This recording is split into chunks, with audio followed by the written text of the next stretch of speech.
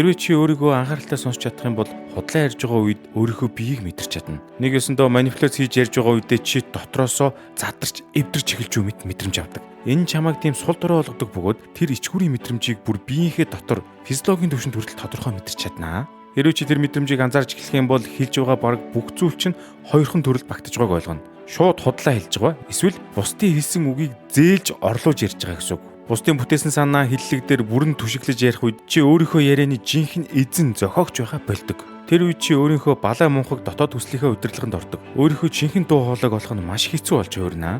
Гэхдээ яг өөрийн гэсэн мөн чанарыг бүтээх тэрхүү хүн төлөвлөмрийг давж гарах хүртэл чиний жинхэнэ бие чинь үнэндээ байхгүй байдаг. Яг энэ сэтгэл зүйн зураглалыг бид бүхэн Пиноккигийн түүхээс харж байна. Пиноккио өөрийн үүрэг хариуцлагаас холдож өөрийгөө хохирогч мэдрэх мэдрэмжээр нь тоглосон хүмүүсийн уруу таталтанд ороод Pleasure Island руу явдаг. Pleasure Island гэдэг нь нэг өсөндөө зугаа цэнгэл давтуулж эцэст нь хорлдог өөрхний газар гэсэн үг л дээ. Тэнд очингууд нь тентгийн хүмүүс ингэж байгаа. Чи үүрд амрах хэрэгтэй гэж итгүүлдэг. Гэвч үүндээ Pleasure Island бол маск өмсөн бүхнийг хянах гэж оролцсон нөхдүүдийн урих юм. Тэд хүүхдүүдэд хүссэн таашаалыг нь шууд өгч ингэснээр тэд өөрсдийн бие даасан байдлаа сайн дураараа орхиж балай нөхдүүдэд өдөрдүүлэхэд хүргэдэг. Тэгэхээр энэ арал дээр ирсэн нөхдүүд 5 дахин төлөө өөрсдийнхөө эрүүлэр сэтгэх чадвараасаа салдаг.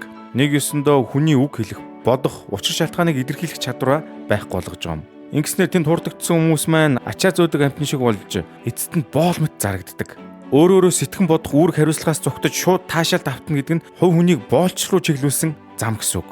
Үүний эсрэг зам нь бодол оюун санаа хэл яриагаа үнэн рүү чиглүүлэх юм. Чамайг хүчрэх болгодог зүйлсийг хэлж сурах юм бол дотооддоо бүхлбүтэн нэгдмэл системийг биеэрээ мэдэрнэ. Энэ бол зөв тодорхой ярьж сурах биологийн хариу үйлдэл юм. Чи нэг зүйлийг хэлнэ. Дараа нь хүмүүс хэрхэн хариу үйлдэл үзүүлж байгааг ажиглана. Хэрвээ муу хариу үйлдэл ирэх юм бол түүнийг ашиглан сэтгэн бодох мөн хэлэх үгээ илүү наривчлалтай засаж сайжруулна. Мэдээж бичих үйл явц бол энэ процессыг илүү аль биесны болгодог гэсэн үг. Зөв сайн бичиж сурна гэдэг бол бодлоо тодорхой бүтцтэй болтол засварлаж сурахыг хэлж байгаа юм. Чи ингэснээр өөрийн итгэдэг бүх зүйлдээ түүнийг олон талаас нь шалгаж чаддаг логик үндсэлтэй болно гэсэн үг. Энэ сэтгэл зүйн хатуу мэт боловч энэхүү зохион байгуулалт нь боловсролын жинхэнэ зорилго юм. Нэг өсөндөө таныг тогтоон босгох бат бэх суурь гэж ойлгож болно. Хэрвээ чи тодорхой бодож үнэн ярьж тэргүй бодол эргцүүлэлээ маш нарийн зохион байгуулалтаар засаж илэрхийлж чаддаг бол чи утсан хүүхэлтэй байхаа болно гэсэн үг. Ямар ч эсэргүүцлийн өмнө бат зогсож чаддаг ухамсартай субъект болж хувирна. Ийм төвшний илэрхийлэх чадварыг бий болгохын тулд өнгөрсөн үеийн хамгийн хүчтэй сэтгэгчд, зохиолчдыг өөртөөгөө харьцуулж бүтээлийг нь уншиж өөрийгөө хөгжүүлэх хэрэгтэй. Хамгийн ойрын жишээ бол одоо Лев Толстой, Достоевский зэрэг зохиолчд байгаамаа. Эд бол хүний сэтгэлийн гүн рүү нэвтэрч бичсэн байдаг. Мөн Александр Солженицын шиг зохиолчд болохоор 20 дугаар зууны зөвлөлтийн үеийн хүнд хэцүүг туулаад түүнийг задлан шинжилсэн байдаг. Тэгэхээр дээр дүрцэн зохиолч бол онлоос эхлээд бодит хууль тогтоомж болон улмаар гарсан геноцид хүртэлх логик замыг тодорхой зурж харуулж чадсан байдаг. Тэдгээрийн бичсэн бүтээл бол оюуны тесрэг бөмбөг шиг нөлөө үзүүлсэн гэсэн. Английн зохиолчд болох Жорж Оруэлл, Олдс Хаксли нарч гэсэн мөн харгас хэрцгий дэглэм болон хүний сонголтыг устгах үйл явцыг задлан шинжилж бүтээлээ тойруулж исэн. Тэгэхээр эдгээр зохиолчдын бүтээлийг унших нь амаргүй л дээ. Одоогийн итгэл үнэмшлийг нураана гэсэн. Гэхдээ оронд нь чамайг илүү бие даасан чадвартай сэтгэгч болгон дахин шинээр чиний итгэл үнэмшлийг босгож ирнэ гэсэн. Ийм төвшний илэрхийлэх чадвартай болсны дараа чиний өмнө нэгэн сонголт гарч ирнэ. Чи хэл яриагаа зөвшрүүлэн бодол санаагаа цэгцлэн хүмүүсийг удирдах бас хүснээ авч болно. Эсвэл чи бүх эрсдлийг нь үл тоон үннээ хэлж чадна гэсэн. Жишээ нь авилгацсан төрийн ажлын орчинд өөрийн бодлыг ил хэлээд ажлаасаа халагдчих болно. Эхэндээ энэ мэдэн сүйрэл мэт санагдана. Гэхдээ өдөр бүр худал ярьж байж байр суурь хадгална гэдэг нь бол чиний дотоод мөн чанарыг айжмаар өхүүлж нөгөж баршгүйгээр эвддэг. Энэ бол маш аимшигтэй. Тэгэхээр чи шууд үр дагаврыг хянах хүслээ тавьж сурах ёстой гэсэн.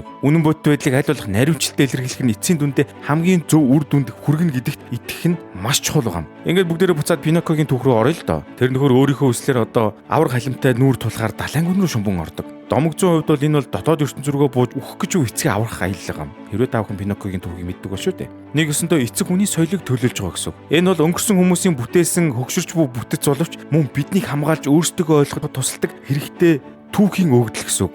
Орчин үед үүнийг бид нар заримдаа патриарх гэж үгүйсгдэг. Нэг өсөндөө эрэгтэй төвтэй эрх мэдлийн систем соёлын уламжлал үүсгэж байгаа. Гэвч ямар ч соёл алдаа авилга зэрэг бүгд байдаг ч гэсэн тухайн хүний буюу чиний мөн чанар суурьтай холбоотой байдаг. Эдгээрийг нураахын оронд чи сэргээх хариуцлагыг өөртөө үүрж байгаа гэсэн. Өөрийн оршихуйд хариуцлага хүлээж үннийг ярьснаар аль нэг дэглэмийн утсан хүүхэлтэй байхаас илүүтэйгээр ёс суртахуундаа бие даасан хувь хүн болж хувирна. Энэхүү доторч нь болж байгаа дотоод нэгдэл чинь үхэж буй ертөнцид дахин амьсгал оруулах хүч болдгоо гэж ойлгож байна. Үүнийг та бүхэн дахин сонсоод юу гүйлгэж байгааг нь сайн ойлгохыг хичээгээрэй.